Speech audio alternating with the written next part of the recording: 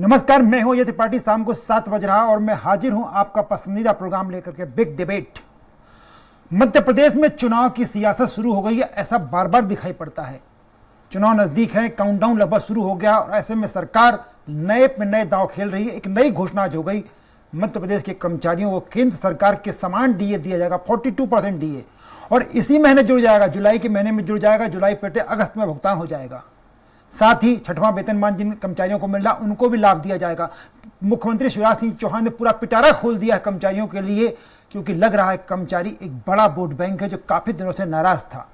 इन सारे मुद्दों पर हम चर्चा करेंगे। हमारे साथ 3 खास मेहमान हमारे स्टूडियो में होंगे कि आखिर सरकार के दांव का कितना लाभ मिलेगा, कर्मचारी खुश होंगे कि नहीं खुश होंगे, कर्मचारियों की अपनी समस्याएं क्या हैं और कांग्रेस बीजेपी के अपने आरोप प्रत्यारोप क्या हैं और विश्लेषक इस मामले में क्या मानते हैं। इन सारे मुद्दों पर चर्चा करेंगे। हमारे साथ कई मेहमान जुड़ेंगे, उनसे आपका परिचय कराऊं, चर्चा को शुरू करें। उसके पहले देखते हैं हमारे साथी की ये खास रिपोर्ट। मध्य प्रदेश के सरकारी कर्मचारियों की बल्ले बल्ले हो गई है। प्रदेश सरकार ने कर्मचारियों के हित में एक बड़ा फैसला लेते हुए उन्हें केंद्र के समान महंगाई भत्ता देने के आदेश जारी कर दिए हैं। इसके बाद अब राज्य के कर्मचारियों को भी केंद्र के समान 42% महंगाई भत्ता मिलेगा। वहीं महंगाई भत्ता जुलाई माह के वेतन में जोड़कर मिलेगा, जो कि अगस्त माह के वेतन में जुड़कर मिलने लगेगा। मुख्यमंत्री ने 23 जून 2023 को सीहोर के भेरुंदा में आयोजित एक सभा में राज्य के कर्मचारियों का महंगाई भत्ता केंद्र सरकार के बराबर करने का वादा किया था। इसी सिलसिले में मुख्यमंत्री ने 14 जुलाई को निर्णय लेते हुए महंगाई भत्ता को 42% कर दिया है। महंगाई भत्ता जनवरी 2023 के वेतन से प्रभावी होगा। फैसला किया है कि केंद्र के समान 42% महंगाई भत्ता हम जनवरी माह से ही देंगे। जनवरी से लेके जून तक का महंगाई भत्ते का एरियर हम 3 समान किस्तों में देंगे। वो सारे कर्मचारी जो छठवां वेतनमान प्राप्त कर रहे हैं, उनके महंगाई भत्ते में भी समानुपातिक वृद्धि की जाएगी। वहीं जनवरी 2023 से जून 2023 तक का एरियर 3 समान किस्तों में दिया जाएगा। छठवां वेतनमान प्राप्त कर रहे कर्मचारियों के मामलों में भी महंगाई भत्ता में समानुपातिक वृद्धि की जाएगी। वही साल 2014 में 30 वर्ष की सेवा पूरी करने वाले कर्मचारियों को तृतीय समयमान वेतन पहले से ही दिया जा रहा है। अब सरकार ने राज्य के कर्मचारियों को चतुर्थ समयमान वेतनमान प्रदान करने का निर्णय लिया है। ऐसे में शासकीय सेवक जिन्होंने 1 जुलाई 2023 और उसके बाद 35 साल की सेवा पूर्ण कर ली है, उन्हें चतुर्थ समयमान वेतन दिया जाएगा। माननीय मुख्यमंत्री जी का एक कलाकारी रूप है कि पहले घोषणा करो किसी गांव में, किसी सभा में जाके, फिर मंत्रिमंडल में उसकी घोषणा करो, फिर अखबार में दो।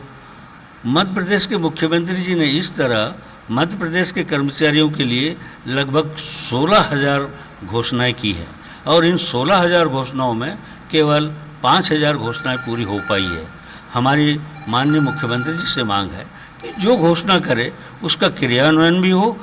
और मुख्यमंत्री जी बार बार घोषणा करते हैं कि इतना % डीए होगा, इतना % महंगाई भत्ता होगा, और 2 साल से वही टेप चल रही है।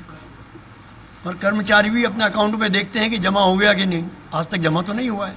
अब कहाँ से लाकर सरकार देगी, क्योंकि खुद कंगाल है। जब खुद के कपड़े फटे हुए और नाम थान सिंह है उनका, तो उसका क्या अर्थ लगाएगा। वहीं सरकार के इस निर्णय से मध्य प्रदेश के करीब 7.5 लाख से अधिक सरकारी कर्मचारियों को लाभ होगा। प्रदेश में नियमित कर्मचारियों की संख्या करीब 6,40,000 है। वहीं करीब 1,10,000 दैनिक वेतनभोगी कर्मचारी हैं।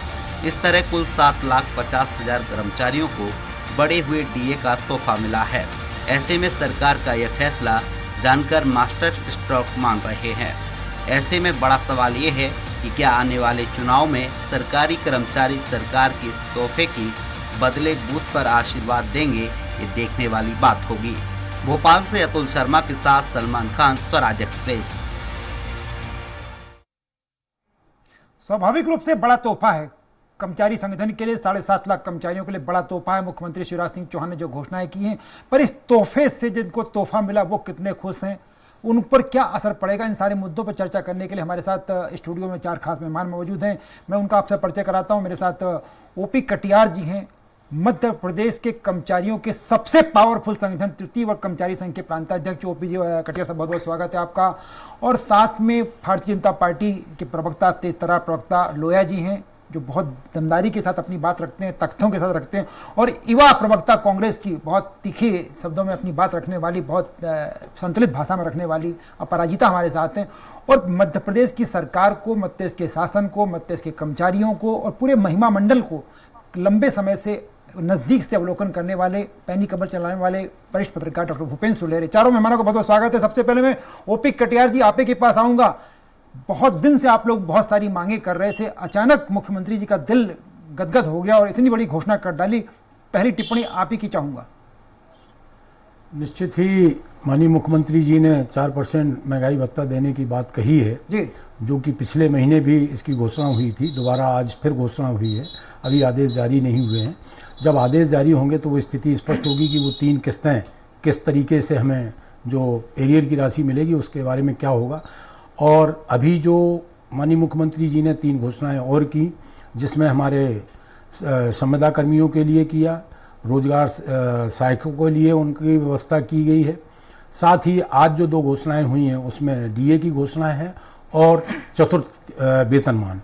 जहां तक 35 वर्ष जो आयु रखी गई है तो मैं समझता हूं वो उचित नहीं है। उसकी वजह यह है कि अहितकारी जो सेवा है वो 33 वर्ष निर्धारित है, बिल्कुल, और उसमें 35 वर्ष किस आधार पर की गई। मैं इसमें चाहूँगा कि माननीय मुख्यमंत्री से आपके माध्यम से निवेदन करना चाहूँगा कि ये जो सेवानिवृत्ति आयु जो उसका आपने 35 वर्ष किया है उसको 32 वर्ष किया जाए। साथ ही पेंशनर हमारे जो हैं इस प्रदेश के, उनको भी महंगाई राहत 42% की जाए, जो कि आज हमसे जो है 8% पीछे चल रहे हैं, उनको भी लागू किया जाए। एक धारा 49 के तहत छत्तीसगढ़ का जो एक मसला है उसको शीघ्र से, थोड़ी प्रोसेस लंबी हो जाती है छत्तीसगढ़ का मामला होने। अब जहां तक सरकार की जो हमारी ज्वलंत मांगे हैं, चाहे वो कैशलेस बीमा योजना हो, हमारी उस मुद्दे पर लौटूंगा मैं। बाकी मुद्दों पर अपन चर्चा करेंगे। थोड़ा सा मैं एक कांग्रेस की अपराजिता जी हैं। अपराजिता जी, आप लोग पूरी तैयारी के साथ अब की बार कमलनाथ सरकार दावे के साथ दमदारी भर रहे थे और लग भी रहा था सरकार कई दिनों से बैकफुट पर थी, लेकिन आज सरकार ने बड़ा दांव खेला। धीरे धीरे लगातार कोई ना कोई नया दांव खेलती जा रही है।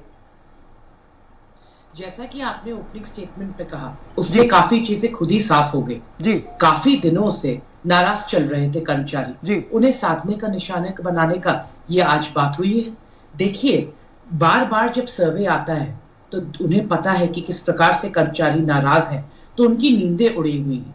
जैसा कि अभी कहा ना कि पिछले महीने भी यही घोषणा हुई थी, पर उस पर अमल अभी तक नहीं हुआ, अभी तक ऑर्डर नहीं निकला है।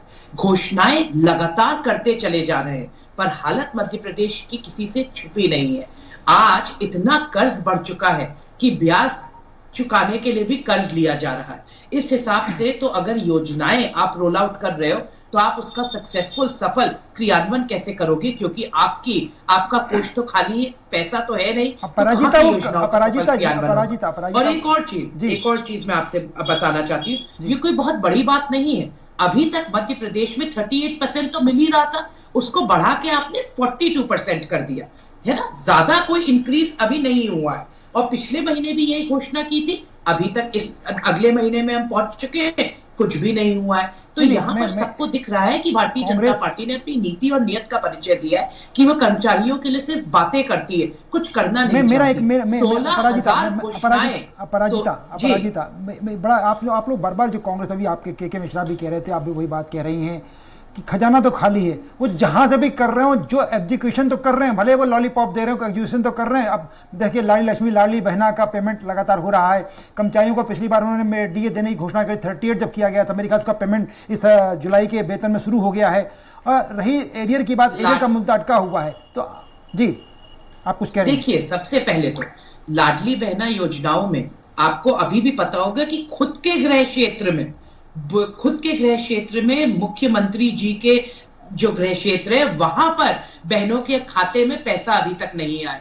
ये मैं नहीं कह रही हूं, हर अखबार की रिपोर्ट ने कहा। तो हमें पता है कि किस प्रकार से योजनाओं का सफल क्रियान्वयन नहीं हो पा रहा है। अब तक अभी तक कर्मचारियों की 16,000 घोषणाएं कर चुके हैं मुख्यमंत्री जी। उसमें से हमें पता है कि कोई भी घोषणा अभी तक सक्सेसफुली इंप्लीमेंट नहीं हुई। जब चुनावी साल आता है और आप इस प्रकार की बातें करते हैं तो जनता भली भांति समझती है कि ये सिर्फ लुभावने वादे हैं। 18, 19, 20 साल आज होने जा रहे हैं, बहुत लंबा कार्यकाल होता है। ऐसा नहीं होता अगर आपने कर्मचारियों के लिए कुछ किया होता तो सफाई कर्मचारी जिस प्रकार से अभी 1-2 दिन के पहले आपको पता है किस प्रकार से अपना आक्रोश दिखा रहे हैं, हर वर्ग हर आक्रोशित क्यों है। जी इसका जवाब लोया जी सरकार होता तो उसका रिजल्ट आज आपको दिखता इस प्रकार से आपका रिपोर्ट कार्ड मैम सत्तारूढ़ पार्टी के प्रवक्ता बैठे हुए हैं, सत्तारूढ़ पार्टी के प्रवक्ता बैठे हुए हैं ब्रजगोपाल लोया जी। ओपी कटियार जी की में थोड़ी खुशी थी, असंतोष कम है, खुशी ज्यादा है कि कुछ तो हुआ। और अपराजिता जी बार बार कह रहे हैं कि आपके पास ना पैसा है ना आप घोषणाएं पूरी करना चाहते, आप सिर्फ क्योंकि सर्वे जो बार बार आ रहा है उसका डर ये दिखाई पड़ता है। और दूसरा मुद्दा उन्होंने जो बार बार कह रहे हैं कि भाई आप जो घोषणाएं डीए का मुद्दा हो या एरियर का मुद्दा हो या बाकी स्कीमें होती हैं, आप पैसा कहाँ से लाओगे, ये कोई प्लान आपके पास नहीं है, आप सिर्फ घोषणाएं करते जा रहे हो। जी देखिए, मैं अपराजिता को बड़े गौर से सुन रहा था जी। उन्होंने एक बड़ी खास बात कही कि कर्मचारी हमसे नाराज चल रहे थे और वो उन्हें खुश करने के लिए हम ये कर रहे हैं। जी जी। आपको याद होगा पिछले 6 महीने से लगातार कांग्रेस पार्टी के नेता, चाहे कमलनाथ हो, चाहे दिग्विजय सिंह हो, चाहे अन्य लोग हों, ये कह रहे हैं कि कर्मचारी भारतीय जनता पार्टी के एजेंट के रूप में काम कर रहे हैं। ये आपके नेतागण लगातार कह रहे हैं और आप यहाँ बैठकर ये कह रही हैं कि कर्मचारी हमसे नाराज चल रहे हैं। मैं एक बात बड़ा स्पष्ट कर दूं, 2003 से लेकर आज 2023 तक कभी कर्मचारी अधिकारी हमसे नाराज नहीं रहे। उसका कारण है 1993 से 2003 तक का काल जिन कर्मचारियों ने देखा है, ज्यादातर कर्मचारी उनमें से वो हैं जिन्होंने दिग्विजय सिंह जी की प्रताड़ना देखी है। वेतन समय पर नहीं मिलता था। मध्य प्रदेश में संविदा कर्मी कल्चर मध्य प्रदेश में लागू कर दिया था कि जहां देखेंगे आप वहां कर्मी मिलेंगे, संविदा कर्मी, शिक्षा कर्मी। हमने उन सबको सम्मानजनक नौकरी देने का काम भी किया है। आपको याद होगा शिक्षा कर्मियों को 500 रुपए महीने मिला करते थे 1998। सर हम थोड़ा वेतन इस वाले मुद्दे पे उनका एरियर अटका हुआ। जी वेतन के बारे में बात कर रहा हूँ, वेतन के बारे में बात कर रहा हूँ। उनको सम्मानजनक जीवन जीने का, वेतन देने का काम भी हमने किया है। एक बात और आपसे कहूं, आज मुख्यमंत्री जी ने ये कह रहे हैं कि घोषणा की थी, उन्होंने घोषणा सभा में की थी कि हम इसे बढ़ाने का काम करेंगे और आज उन्होंने उसे मंत्रिमंडल में पास करके अमली जामा पहना दिया है। तब हम आप और हम बात कर रहे हैं। हम आप और हम तब बात कर रहे हैं जैसा अभी उन्होंने कहा कटियार जी ने कि 35 वर्ष की जगह 32 होना चाहिए। हो सकता है इस तरह की चीजों पर भी शासन का ध्यान होगा, हो सकता है माननीय मुख्यमंत्री जी इस पर भी निर्णय करेंगे, परंतु समयमान वेतन देने का काम हम कर पा रहे हैं। जो यहाँ बैठे हैं हमारे कर्मचारी संघ के जिम्मेवार पदाधिकारी, वो ये जानते हैं कि मध्य प्रदेश में 2003 से आज तक कभी वित्तीय अनुशासन का उल्लंघन नहीं हुआ, कभी सरकार ओवरड्राफ्ट नहीं हुई। जो लोग हमसे पूछ रहे हैं ना पैसा कहां से लाएंगे, हम उन्हें ही बता रहे हैं कि पैसा कैसे आता है।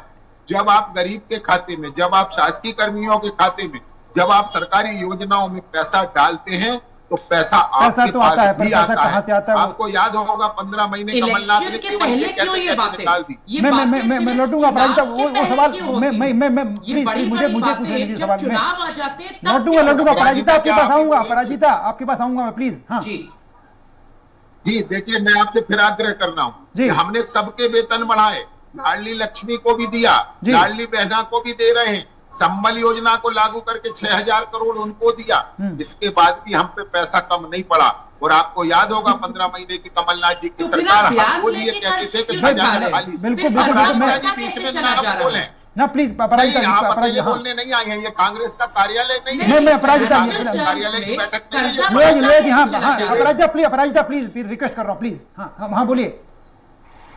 हमने सबको देने के बाद भी क्या मध्य प्रदेश में वित्तीय अनुशासन घटा? एक बात और कह के अपनी बात खत्म करूंगा। 2003 तक मध्य प्रदेश 27% बजट का पैसा ब्याज में चुकाता था। आज मध्य प्रदेश 16% पैसे ब्याज में देता है अपने बजट का। तो आर्थिक स्थिति तब बेहतर थी कि आज बेहतर है? जब किसी को कुछ नहीं मिल रहा था तब तकनीकी मुद्दों पर थोड़ी देर बाद गंभीर आरोप लगा रहा हूं। ब्रजगोपाल जी तकनीकी मुद्दों पर थोड़ी देर बाद आएंगे। मैं तो एक पॉलिटिकल इश्यू जैसा बनता जा रहा है। भूपेन सुल्लेरे जी हमारे साथ है।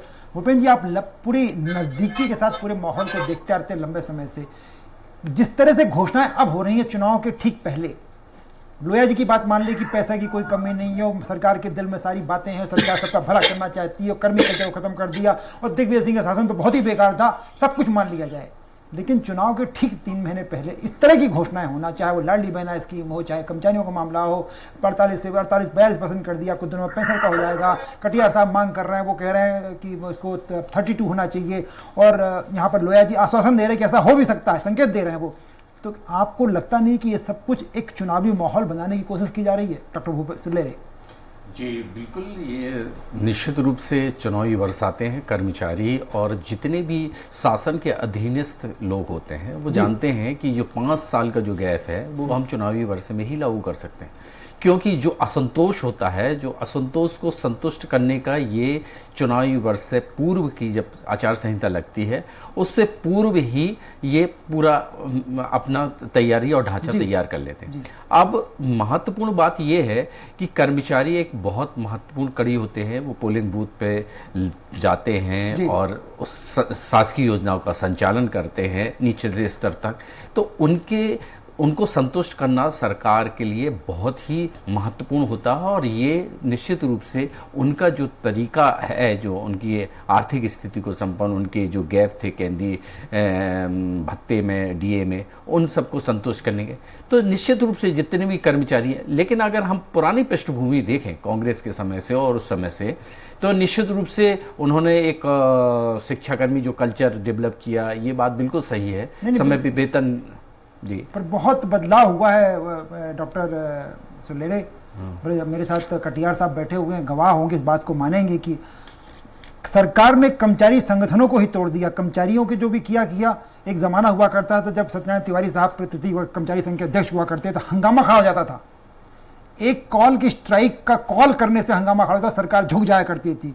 यहाँ ये लोग तमाम मांगे करते रहते हैं और सरकारें झुका नहीं करती। कर्मचारी संगठनों के कई फाड़ हो गए हैं, शायद मेरी ख्याल से सरकार उसका फायदा उठा रही है। सुल्लेरे जी नहीं भाई साहब, उसमें तो देखिए 1992 में जो ग्लोबलाइजेशन हुआ है, जो निजीकरण का जो हस्तक्षेप हुआ और सरकारीकरण हस्तक्षेप कम हुआ है, उसके कारण यूनियन कमजोर हुई हैं और प्रबंधन हावी हुआ है। ये तो निश्चित रूप से, क्योंकि उसमें दोनों लोगों की कमियां हैं। क्या है, जो कार्य क्षमता थी, जो किसी भी विभाग का अगर अपन देख लें तो उसका जो बजट होता था तो उसका बजट पूरा सैलरी में ही चला जाता था, उसका इंफ्रास्ट्रक्चर डेवलपमेंट हो ही नहीं पाता था। तो उसके लिए उन्होंने जो स्कीम लाई और जो ग्लोबलाइजेशन भूमि जो वैश्वीकरण का सुधारीकरण हुआ और जो बाहर के लिए मार्केट खुला और उसके कारण ये यूनियन कमजोर हुई है। इस बात पे थोड़ा सा अपन चलते हैं कटियार साहब के पास। कटियार साहब, बड़ा हम लोगों के मन में एक बात आती है कि आप लोग वैसे तो बहुत सारी मांगे करते रहते हो कि ये दिक्कत है वो दिक्कत है, लेकिन जब सरकार छोटी सी घोषणा कर देती, जैसे अपराजिता कह रही थी कि 38 पिछले महीने किया था, आपने 4% तो बढ़ाया है,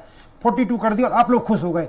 ये क्या इसलिए आप खुश हो जाते हैं कि भैया चलो कुछ तो मिला इस सरकार से, सरकार प्रेशराइज कर रही है, कुछ तो मिला, या इस बात पे खुश हो जाते हैं कि चलो सरकार बेहतर वास्तव में कर रही है? कटियार साहब देखिए, निश्चित तौर पर अगर हम ये इस कार्यकाल को माननीय शिवराज सिंह जी के मान लें जी, तो उसके पूर्व के कार्यकालों में उन्होंने कभी चुनावी वर्ष या उसको ध्यान में न रखते हुए समय समय पर हमारे महंगाई भत्ता या अन्य जो बातें थी वो बराबर हमें उसका लाभ मिलता रहा जी। मगर इस कार्यकाल में मैं समझता हूं कि जो कभी चुनावी वर्ष के का इंतजार कर्मचारियों को नहीं करना पड़ा। जैसा कि अभी जो बहुत सारे ऐसे मुद्दे हैं, निश्चित तौर पर जो कर्मी कल्चर था उसको उन्होंने समाप्त किया है, संविदा कल्चर था उसको भी समाप्त करने की ओर अग्रसर हुए हैं। स्वास्थ्य कर्मी जैसे कि रोजगार सहायकों को और इनको हमारे जो महंगाई भत्ते के लिए निश्चित तौर पर वो धन्यवाद के पात्र हैं। और जहां तक पक्ष और विपक्ष की बात है जी, तो जहां कर्मचारी हमेशा सत्ता पक्ष के लिए काम करता है, वो चाहे किसी भी पार्टी की सरकार हो, सरकार के लिए काम करता है, सरकार के लिए वो काम करता है और वो सरकार से ही अपेक्षा करता है कि उनकी मांगों का निराकरण करे। जहां तक अभी जो हमारी जो लंबित मांगे हैं, अब हम अगर महंगाई भत्ता तो हमें दे दिया गया, मतलब जिसमें गृह भाड़ा भत्ता अभी हमें 2006 के मान से मिल रहा है और अन्य भत्ते भी अभी तक राज्य सरकार द्वारा घोषित नहीं किए गए। पदोन्नति एक ऐसा मसला है जो 2016 से रोक लगी हुई है, उस पर कोई कार्रवाई नहीं हो पा रही है। सर बस एक सिंपल सा सवाल था, जो बार अभी अपराजिता भी कह रही थी और उसके पहले कांग्रेस के जो पुराने कर्मचारी नेता हैं आपके खोंगल साहब, वो भी कह रहे थे कि एग्जीक्यूशन होने में देर होती है। आप लोगों को क्या उम्मीद है कि एग्जीक्यूशन इसका आदेश हो जाएगा कि कुछ लेट होगा वास्तव में? निश्चित तौर पर घोषणा हो चुकी है, इनके आदेश भी हो रहे हैं, सने सने धीरे आदेश हो जाएंगे, मुझे ऐसा पूरी उम्मीद है। और जो हमारी 3-4 और मांगे हैं उसका भी मुझे भान है कि संभवतः माननीय मुख्यमंत्री जी इनकी भी घोषणाएं समय रहते करेंगे। अन्यथा कर्मचारी तो अपने आंदोलनरत है ही, बिल्कुल, और हमारा अधिकार है कि हम अपने अपराजिता जी के पास आ रहा हूं मैं, जो भी मुखिया है मैं उसके मतलब जो है जी, उसके सामने अपनी बात रखें। बिल्कुल अपराजिता जी, आपके तमाम आप लोग भले कुछ कहते हैं लेकिन वो मुझे इनकी बातचीत से ब्रजगोपाल इनकी कटियार साहब की बातचीत से लग रहा है कि वास्तव में जो कर्मचारी संगठन है, कर्मचारी परिवार है, वो उम्मीद है कि जो घोषणाएं हो रही है पूरी पालन होंगी और उनको बड़ी उम्मीद है कि सरकार उनके लिए बेहतर काम कर रही है। मुझे बहुत हास्यास्पद लगा जो भारतीय जनता पार्टी के प्रवक्ता यहाँ कह रहे हैं। उन्हें तो सबसे पहले आकर विनम्रता से हाथ जोड़कर कर्मचारियों से मध्य प्रदेश के माफी मांगनी चाहिए।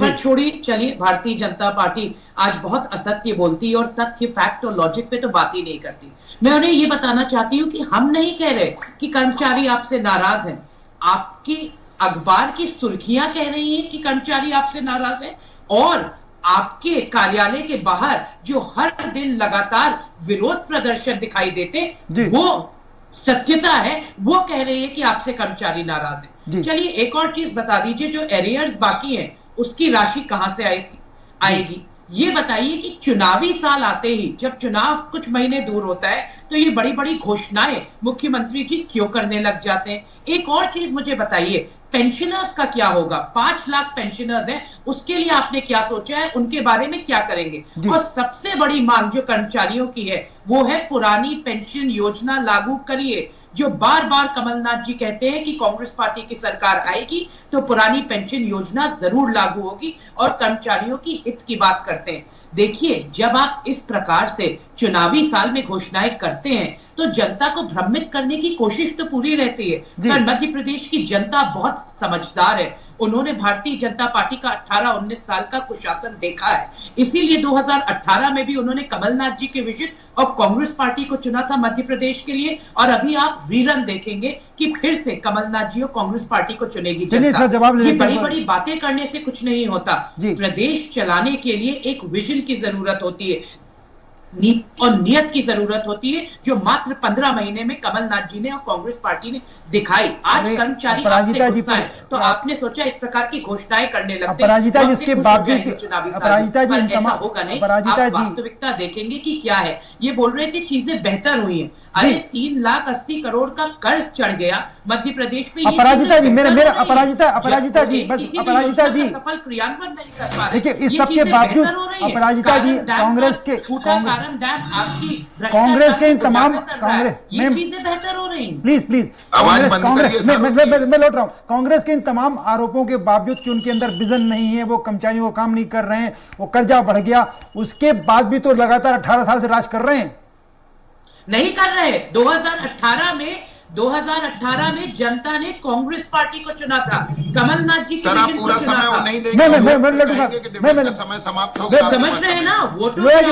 लोया जी आपके पास आ रहा हूँ, एक मिनट। अपराजिता जी, वो उनका कहना ये कि आप पेंशनर्स का जो पैसा है वो कहाँ अभी बहुत भुगतान होना है, साथ ही उनका कहना ये, मतलब कर्मचारियों को मानना है कि एरियर का पैसा, तो क्या सरकार के प्लान में ये है कि पेंशनरों का एरियर का पैसा भी मिल जाएगा? लोया जी, देखिए, दोनों बातें हैं। हमने जो कहा है वो करेंगे, और केवल करेंगे नहीं, पहले करेंगे फिर वोट मांगेंगे। हम कांग्रेस की तरह नहीं है कि पहले मांगने चले जाएं। अभी हमारी अपराजिता कह रही थी कि भारतीय जनता पार्टी के दफ्तर के बाहर कर्मचारियों का आंदोलन हो रहा है, भिन्न भिन्न लोगों का आंदोलन हो रहा है। बिल्कुल सच बात है।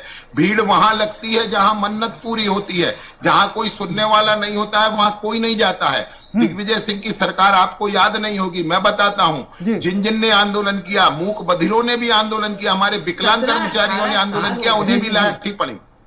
यही अपराजिता जी बोलेंगी तो आप मुझे डिबेट में ना जोड़े, हटा दें।